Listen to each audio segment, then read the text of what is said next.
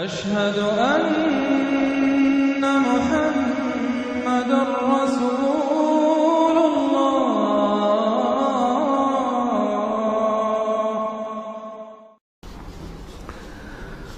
سورۃ الجن یہ ہے اب وہ سورت کے جو اس میں کسی جوڑے وغیرہ کا معاملہ نہیں ہے، منفرد ہے، اکیلی سورت ہے، اور یہ واحد سورت ہے کہ جس میں اتنی تفصیل کے ساتھ جنات کا معاملہ آیا ہے۔ ایک سورت ہم پڑھ چکے ہیں کہ جس میں مسلسل خطاب ہے، یا معاشر الجن والانس فبأي آلاء ربكما تكذبان، 31 مرتبہ تو یہی آیت آئی ہے۔ یا یہ صورت ہے کہ جس میں ایکسکلوسیو جو ہے ان کا معاملہ آ رہا ہے۔ یہ بھی ہو سکتا ہے کہ یہ کوئی اور واقعہ ہو، اور یہ بھی ہو سکتا ہے یہ وہی واقعہ جو سورہ احقاف کا ہے، وہ تو جا کر انہوں نے جو کچھ کیا اللہ تعالیٰ نے وہ خبر ہمیں دے دی ہے۔ اب یہاں پر حضور کو بھی وحی کے ذریعے سے مطلع فرمایا اور مزید تفاصیل آ گئی۔ یہ بھی ہو سکتا ہے یہ اور جنات ہو۔ بسم اللہ الرحمن الرحیم قل اوحی الی انہ استمع نفر من الجن، کہہ دیجئے نبی کہ میری جانب وحی کی گئی ہے کہ جنوں کی ایک جماعت نے سنا۔ کس کو سنا؟ قرآن کو سنا۔ فقالوا انا سمعنا قرآنا عجبا، انہوں نے کہا ہم نے سنا ہے ایک بہت ہی دل کو لبھانے والا قرآن، یہدی الی الرشد، جو نیکی اور رشد اور ہدایت کی طرف رہنمائی کر رہا ہے۔ فآمنا بہ، تو ہم تو ایمان لے آئے۔ اس وقت بھی میں نے کہا تھا یہ لمحہ فکریہ ہے، ایک دفعہ کا اجتماع ہے قرآن کا، اور وہ بندے کہاں سے کہاں پہنچ گئے، داعی بن گئے۔ ہمارا کیا حال ہے؟ ہم نے اس معنی میں قرآن کبھی پڑھا ہی نہیں، سنا ہی نہیں۔ سنتے ہیں تو خیبر میل کی سپیڈ سے جو پڑھ رہا ہوتا قاری، 5 دن میں پورا قرآن، 6 دن میں پورا قرآن، اور اشتہار دیے جا رہے ہیں۔ یہ ہے ہمارا ریچول۔ یہاں تو 20 منٹ میں ہو جاتی ہے، یہاں 30 منٹ، یہاں چلو وہاں اور سے بھی کم میں ہو جاتی ہے، وہاں چلو۔ قرآن کا نتیجہ تو یہ نکلنا چاہیے وہ آپ کو پوزیس کر لے، جانے نہ دے۔ اِنَّا سَمِعْنَا قُرْآنًا عَجَبًا يَهْدِي إِلَى الرُّشْدِ فَآمَنَّا بِهِ وَلَن نُّشْرِكَ بِرَبِّنَا أَحَدًا، اب ہم کبھی بھی اپنے رب کے ساتھ کسی کو شریک نہیں ٹھہرائیں گے۔ وَإِنَّهُ تَعَالَىٰ جَدُّ رَبِّنَا، اور یقیناً ہمارے رب کی عزت شان بہت بلند ہے۔ مَا اتَّخَذَ صَاحِبَةً وَلَا وَلَدًا، اس نے نہیں اختیار کی نہ کوئی بیوی اور جوڑو نہ کوئی اولاد۔ وَأَنَّهُ كَانَ يَقُولُ سَفِيهُنَا عَلَى اللَّهِ شَطَطًا، اور یقیناً ہمارا جو بے وقوف ہے بڑا، مراد یہاں پہ ہے وہی عزازیل، ابلیس، لعین، وہ چونکہ ہمارا ذرا بڑا بدگر ہے، تو وہ جو کچھ کہتا رہا ہے اللہ کے بارے میں، وہ باتیں جو ہیں وہ بہت ہی غلط تھیں، شطط، خلاف حقیقت۔ وَأَنَّا ظَنَنَّا أَن لَّن تَقُولَ الْإِنسُ وَالْجِنُّ عَلَى اللَّهِ كَذِبًا، ہم تو اس گمان میں رہے، خوش گمانی میں، کہ جن اور انسان اللہ تعالیٰ کے اوپر جھوٹ نہیں باندھیں گے، لیکن وہ بدماش تو جھوٹ باندھتا رہا۔ ہم نے اپنی شرافت میں اس کی بات کو مان لیا۔ وَأَنَّهُ كَانَ رِجَالٌ مِّنَ الْإِنسِ يَعُوذُونَ بِرِجَالٍ مِّنَ الْجِنِّ فَزَادُوهُمْ رَهَقًا، اور یہ کہ جو انسانوں میں سے مرد ہیں وہ جنات کے مردوں میں کی حفاظت پکڑتے ہیں۔ یہ ہوتا تھا ان کا طریقہ، وہ سمجھتے تھے کہ بیابان میں جو ہے جنات رہتے ہیں، اور وہ ان کے جو ہیں سردار بھی ہیں، تو اب راستے نے پڑاؤ ڈالا ہے جنگل میں، تو سب سے پہلے کہتے تھے کہ ہم اس جنگل کے، اس بیابان کے جنات کی ہم پناہ میں آتے ہیں۔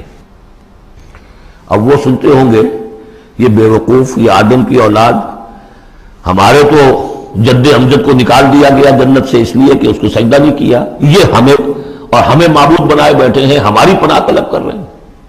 لہذا ان میں اور سرکشی پیدا ہو گئی، اور اکڑ گئے کہ یہ انسان ہو کر یہ ہماری پناہ مانگ رہے ہیں، ہم سے طلب کر رہے ہیں پناہ، تو اس سے ان کے اندر اور زیادہ سرکشی پیدا ہو گئی۔ وَأَنَّهُ كَانَ رِجَالٌ مِّنَ الْإِنسِ يَعُوذُونَ بِرِجَالٍ مِّنَ الْجِنِّ فَزَادُوهُمْ رَهَقًا وَأَنَّهُمْ ظَنُّوا كَمَا ظَنَنتُمْ أَن لَّن يَبْعَثَ اللَّهُ أَحَدًا، اور دیکھو انہوں نے بھی ایسا ہی سمجھا جیسا کہ تم نے سمجھا ہوا ہے کہ اللہ کسی کو نہیں اٹھائے گا۔ اس کے 2 معنی ہیں، یعنی بعد سے بعد الموت کوئی نہیں ہے، مرنے کے بعد جی اٹھنا نہیں ہے، اور یہ بھی کہ شاید اب اللہ کسی اور کو رسول بنا کر نہ بھیجے، أن يبعث الله أحدا، اس لیے کہ 600 برس بیت چکے تھے، وہ تورات سے واقف تھے جو سورہ احقاف میں تذکرہ آیا ہے، فترت وہی 600 برس، یا یہ طویل ترین وقفہ تھا نبوت کا کہ کوئی نبوت کوئی رسالت دنیا میں نہیں، تو ان کو یقیناً اس سے خیال ہوا ہوگا کہ بس اب ختم ہوا معاملہ، اب کوئی اور رسول نہیں آئے گا۔ وَأَنَّا لَمَسْنَا السَّمَاءَ، اور ہم نے ذرا ٹٹولا آسمان کو، ہم نے چاہا کچھ خبریں وبریں لے کر آئیں ذرا غیب کی، فوجدناها ملئت حرسا شدیدا وشوبا، تو ہم نے تو پایا اس کو کہ وہ بھرا ہوا ہے صف چوکیداری سے اور انگارے رکھے ہوئے ہماری ہمیں کھدیڑنے کے لیے. یعنی یہ کہ ہمیں معلوم ہو گیا کہ کوئی واقعی وقت ایسا ہے، کیونکہ یہ سارا انتظام خاص طور پر جب کہ وحی نبوت آتی تھی تو اہتمام کر لیا جاتا تھا. عام حالات میں کوئی بات نہیں، روح اتر رہے ہیں فرشتے، اور یہ جو ہے یہ آگ سے بنے ہیں، وہ نوری ہے یہ ناری ہے، کچھ نہ کچھ ان سے یارانہ گانٹھ کے کچھ نہ کچھ ان سے لے لیتے تھے. یا یہ کہ اچک لیا، من استرق صراقۃ، کسی نے کوئی چیز جو ہے کہیں سے لے لی. لیکن اب جو ہم نے دیکھا ہے آسمان کو تو واقعی وہاں تو بڑے سخت پہرے لگے ہوئے، یعنی کوئی نہ کوئی وحی کا سلسلہ ہے اور نبوت آنی ہے، اور وہ نبوت ہمیں تو مل گئی. ہم جا کر سنائے کلام اور ہم ایمان لے آئے. وَأَنَّا لَمَسْنَا السَّمَاءَ فَوَجَدْنَاهَا مُلِئَتْ حَرَسًا شَدِيدًا وَشُهُبًا وَأَنَّا كُنَّا نَقْعُدُ مِنْهَا مَقَاعِدَ لِلسَّمْعِ، اور ہم وہاں بیٹھا کرتے تھے، وہاں پہ گھاٹ میں بیٹھا کرتے تھے کہ سنگل لینے کے لیے، مقاعد مقعد بیٹھنے کی جگہ، مورچہ جہاں پہ بیٹھا جائے، ہم وہاں پر اپنے ٹھکانوں میں بیٹھا کرتے تھے. فَمَن يَسْتَمِعِ الْآنَ، لیکن اب اگر کسی نے کچھ سننے کی کوشش کی، يَجِدْ لَهُ شِهَابًا رَصَدًا، وہ پائے گا اپنے واسطے ایک انگارہ گھاٹ میں، میزائل پیچھا کرے گا اس کا. وَأَنَّا لَا نَدْرِي أَشَرٌّ أُرِيدَ بِمَنْ فِي الْأَرْضِ أَمْ أَرَادَ بِهِمْ رَبُّهُمْ رَشَدًا. معلوم ہوتا بہت بڑے عالم تھے یہ تورات کے جاننے والے، انہوں نے ایک ایسی عظیم بات کہی ہے. یہ ہمیں یہ معلوم نہیں کہ آیا زمین میں بسنے والے ان انسانوں کی کوئی شامت آ گئی ہے یا اللہ نے ان کے لیے کسی بھلائی کا ارادہ کیا ہے. رسالت آئے گی تو دو ہی نتیجے ہیں، یا تو کوئی عذاب آنے والا ہے اس لیے کہ وما كنا معذبین حتی نبعث رسولا، یا تو کوئی بہت بڑے پیمانے پر انسانوں کی شامت آنے والی ہے، جیسے قوم نوح، قوم ہود، قوم صالح کا حشر ہوا تھا، وہ ویسا ہی حشر ہونے والا ہے. اللہ نظری ہم نہیں جانتے. اشر ارید بمن فی الارض، زمین والوں کے لیے کسی شر کا فیصلہ کیا گیا ہے، ام اراد بہم ربہم رشدا، یا ان کے لیے ان کے رب نے بھلائی کا خیر کا ارادہ کیا ہے. ظاہر بات ہے نبوت اور رسالت محمدی خیر پر منتج ہوئی. وَأَنَّا مِنَّا الصَّالِحُونَ وَمِنَّا دُونَ ذَلِكَ، اور دیکھو ہمارے اندر نیک بھی ہیں، جنات نیک بھی رہے ہیں اور دوسری طرح کے بھی ہیں. بد نہیں کہا، یہ ہے حکمت تبلیغ، بروں کو بھی برا نہ کہو. ہاں دوسری قسم کے بھی ہیں، نیک بھی ہے اور دوسری قسم کے بھی ہیں. کُنَّا طَرَائِقَ قِدَدًا، ہم تھے مختلف راستوں پر جو کہ ایک دوسرے سے پھٹے ہوئے تھے. یہ قددا جو آیا تھا نا، قدت قمیصہ، پھٹ جانا قمیص کا. وَأَنَّا ظَنَنَّا أَن لَّن نُعْجِزَ اللَّهَ فِي الْأَرْضِ وَلَن نُعْجِزَهُ هَرَبًا، اور ہم نے یہ جان لیا کہ ہم اللہ کو عاجز نہیں کر سکتے، ہرا نہیں سکتے، نہ زمین میں بھاگ کر، اور ہم کہیں بھاگ کر زمین میں اللہ کو شکست نہیں دے سکتے، اس کی پکڑ سے نکل نہیں سکتے. وَأَنَّا لَمَّا سَمِعْنَا الْهُدَىٰ آمَنَّا بِهِ، اور ہم نے تو جب وہ ہدایت سنی، الہدا سنا، اس کی استماع ہم نے کیا، ہم تو اس پر ایمان لے آئے. فَمَن يُؤْمِن بِرَبِّهِ فَلَا يَخَافُ بَخْسًا وَلَا رَهَقًا، تو جو کوئی بھی ایمان لائے گا اپنے رب پر، اسے کوئی خوف نہیں ہوگا کہ نہ اسے کوئی نقصان دیا جائے گا، نہ اس پر کوئی زبردستی ہوگی، کوئی زیادتی ہوگی. جیسے جیسے ان کے اعمال صالحہ ہیں پورے پورے اللہ تعالیٰ ان کا اجر ان کو دے دے گا. وَأَنَّا مِنَّا الْمُسْلِمُونَ وَمِنَّا الْقَاسِطُونَ، اور دیکھو ہمارے اندر وہ بھی ہیں جو فرما بردار ہیں اور وہ بھی ہیں جو بے انصافی کرتے ہیں. یہ قسط کے لفظ کے ساتھ سمجھ لیجئے، جب یہ ثلاثی مجرد میں آتا ہے تو قاسط اس میں فاعل بنا، وہ ناانصاف کے معنی میں ہے. یہ باب افعال کے خواص میں سے ہے، سلب ماخذ اس کو کہتے ہیں. جب باب افعال میں آئے گا تو اس کے معنی ہے عدل و انصاف، اور جب ثلاثی مجرد میں آئے گا تو نا انصافی. قاسطون فمن اسلم فاولئک تحروا رشدا، جو لوگ اسلام لے آئے، اطاعت قبول کر لی، تو انہوں نے تو گویا کہ ڈھونڈ نکالی خیر کی راہ، نیکی کی راہ انہوں نے تلاش کر لی. وَأَمَّا الْقَاسِطُونَ، اور جو بے انصاف فَكَانُوا لِجَهَنَّمَ حَطَبًا، وہ لوگ جو ہے پھر جہنم کا ایندھن بن کر رہیں گے. یہاں تک ان کی تقریر ہے جو انہوں نے تبلیغ کی ہے. اب جو بات آگے آ رہی ہے یہ خود اللہ کی طرف سے کلام ہے. أَن لَّوِ اسْتَقَامُوا عَلَى الطَّرِيقَةِ لَأَسْقَيْنَاهُم مَّاءً غَدَقًا، اور یہ کہ یہ اگر لوگ اپنے اس طریقے پر جو طریقہ انبیاء کا تھا، جو آدم نے دیا تھا، جو نوح نے دیا تھا، یہ چلتے رہتے تو ہم انہیں خوب پلاتے، پانی بھر بھر کر خوب سیراب کرتے ان کو. یہاں لفظ طریقت آیا ہے قرآن میں، شریعت طریقت. ثم جعلناک علی شریعت من الامر، شریعت اور یہ طریقت دونوں کا مفہوم ایک ہے، طریقہ اور شریعت. لیکن یہ کہ اس کا استعمال ہو رہا ہے کہ شریعت سے مراد لی جاتی ہے جو دین کی کا قانون ہے، اس کے ظاہری پہلو، قانونی پہلو.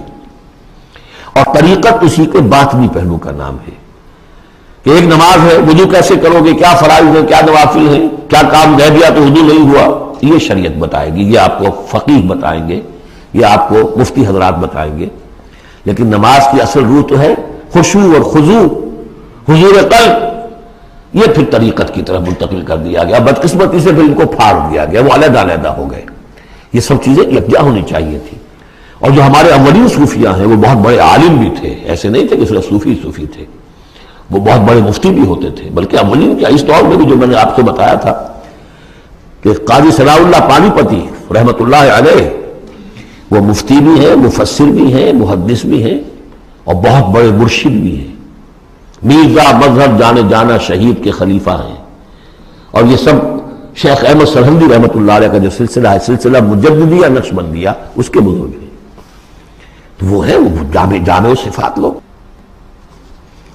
لنفتنہم فیہ، اور یہ بھی جو ہم کو باری پلاتے اور سیراب کرتے، یہ بھی اس لیے تاکہ ان کو اور جانچے اور پرکھے اور امتحان لیں۔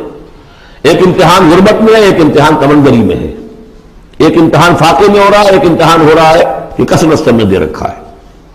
ومن یعرض عن ذکر ربہ، اور جو کوئی بھی اعراض کرے گا اپنے رب کے ذکر سے، یسلکہ عذابا صعدا، تو وہ چلے گا، وہ ڈال دے گا اس کو چڑھتے عذاب میں، اللہ تعالیٰ ایسے عذاب میں صعدا جس کی شدت بڑھتی چلی جائے گی۔ وَأَنَّ الْمَسَاجِدَ لِلَّهِ فَلَا تَدْعُوا مَعَ اللَّهِ أَحَدًا، اور دیکھو مسجدیں اللہ کے لیے ہیں۔ مسجد سے مراد مسجد سجدے کی جگہ بھی ہے، اور مسجد سے مراد سجدے کے یہ اعضاء بھی ہیں، یہ پیشانی اور یہ ناک اور یہ ہاتھ اور یہ پاؤں، ایڑیاں، وہ پنجے، یہ سارے جو ہیں یہ سجدے کے جو جسم کے حصے ہیں۔ یہ مسجدیں بھی اور سجدے کی جگہ بھی للہ ہے، سب اللہ کی ملکیت ہے۔ فَلَا تَدْعُوا مَعَ اللَّهِ أَحَدًا، اللہ کے ساتھ کسی اور الہ کو مت پکارو۔ وَأَنَّهُ لَمَّا قَامَ عَبْدُ اللَّهِ يَدْعُوهُ كَانُوا يَكُونُونَ عَلَيْهِ لِبَدًا، اور یہ اب یہاں پھر قول آ گیا ہے انہی کا جنات کا کہ جب وہ عبداللہ کو ہم نے دیکھا وہ کھڑا تھا، وہ قرآن پڑھ رہا تھا، وہ نماز پڑھا رہا تھا، لما قام عبداللہ یدعوہ، اسے پکار رہا تھا اللہ کو، اللہ کا بندہ، کانوا یکونون علیہ لبدا، وہ تو ایسے ہو رہے تھے سننے والے گویا کہ اس کے اوپر ٹھٹ کے ٹھٹ جمع ہو جائیں گے وہاں پر، لیکن یہ کہ وہ ایمان نہیں لا رہے تھے۔ قل انما ادعو ربی، کہہ دیجئے اے نبی صلی اللہ علیہ وسلم، دیکھو میں پکارتا ہوں اپنے رب کو، ولا اشرک بہ احدا، اس کے سوا میں کسی اور کو شریک کرنے کے لیے تیار نہیں۔ قل انی لا املک لکم ضرا ولا رشدا، کہہ دیجئے مجھے کوئی اختیار حاصل نہیں ہے تمہارے لیے، نہ کسی نقصان کا اور نہ کسی راہ پر لانے کا، میں تمہیں ہدایت نہیں دے سکتا۔ وہ آیت یاد کر لیجئے، انک لا تہدی من احببت ولکن اللہ یہدی من یشاء، اے نبی آپ ہدایت نہیں دے سکتے جسے بھی چاہیں، وہ تو اللہ ہی ہدایت دیتا ہے جس کو چاہتا ہے۔ قل انی لن یجیرنی من اللہ احد ولن اجد من دونہ ملتحدا، کہہ دیجئے میں ہرگز نہ پاؤں گا کہ مجھے اللہ کے سوا کوئی پناہ دے سکے، یجیرنی من اللہ احد، اللہ کی پکڑ سے بچانے کے لیے مجھے کوئی پناہ دے سکے میں نہیں پاؤں گا، ولن اجد من دونہ ملتحدا، اور اللہ کے سوا میں کہیں جو ہے کوئی اپنا سر چھپانے کی جگہ نہیں پاؤں گا، الا بلاغا من اللہ ورسالاتہ، الا یہ کہ میں اس کی طرف سے پیغامات اور اس کی طرف سے تبلیغ کا فریضہ سر انجام دوں۔ اگر میں نے یہ کام نہیں کیا تو میں پکڑا جاؤں گا۔ فَلَنَسْأَلَنَّ الَّذِينَ أُرْسِلَ إِلَيْهِمْ وَلَنَسْأَلَنَّ الْمُرْسَلِينَ، ہم تو پوچھ کر رہیں گے ان سے بھی جن کی طرف رسولوں کو بھیجا، اور پوچھ کر رہیں گے رسولوں سے بھی۔ وَمَنْ يَعْصِ اللَّهَ وَرَسُولَهُ، جو کوئی بھی اللہ اور اس کے رسول کی نافرمانی کرے گا، فَإِنَّ لَهُ نَارَ جَهَنَّمَ خَالِدِينَ فِيهَا أَبَدًا، تو اس کے لیے تو پھر جہنم کی آگ ہے جس میں وہ ہمیشہ ہمیشہ رہے گا۔ حَتَّى إِذَا رَأَوْا مَا يُوعَدُونَ، یہاں تک کہ جب وہ دیکھیں گے جس چیز کی انہیں دھمکی دی جا رہی ہے، فَسَيَعْلَمُونَ مَنْ أَضْعَفُ نَاصِرًا وَأَقَلُّ عَدَدًا، اس وقت انہیں معلوم ہو جائے گا کون کمزور ہے مددگاروں کے اعتبار سے اور کون اقلیت میں ہے تعداد کے اعتبار سے۔ وہ تانے دیتے تھے نا کہ دیکھو محمد تمہارے پاس تو بیٹھے بھی ہوتے ہیں تو ہمارے کمی کاری بڑے لوور طبقات کے لوگ، اور وہ بھی چند ہوتے ہیں، دیکھو جا کے ابو جہل کی محفل بھری ہوئی ہے، بڑے بڑے لوگ بیٹھے ہوئے وہاں پر، اس وقت معلوم ہو جائے گا من اضعف ناصرا واقل عددا۔ یہ سورہ مریم میں بہت تفصیل سے یہ مضمون آیا ہے۔ قل ان ادری اقریب ما توعدون ام یجعل له ربی امدا، کہہ دیجئے نبی مجھے یہ معلوم نہیں ہے آیا جس چیز کا تم سے وعدہ کیا جا رہا ہے، جس چیز کی دھمکی دی جا رہی ہے، وعدہ اور وعید بنیاد ایک ہی ہے، اصل میں اصل الفاظ ایک ہی ہے، وعید دھمکی، وعدہ لیکن حروف اصلی وہی ہے. آیا وہ قریب آ چکی ہے اسے، یا ام یجعل لہ ربی امدا، یا یہ کہ میرا رب اس کے لیے ابھی کچھ مہلت دے، کوئی تمہاری رسی دراز کرے، یہ میں نہیں جانتا. یہ سورہ انبیاء کے آخر میں بھی آیا تھا، بڑی ندری قریب بعید ما توعدون، کہہ دیجئے نبی میں نہیں جانتا کہ جس چیز کا تم سے وعدہ کیا جا رہا ہے وہ قریب آ چکی ہے یا بھی دور ہے.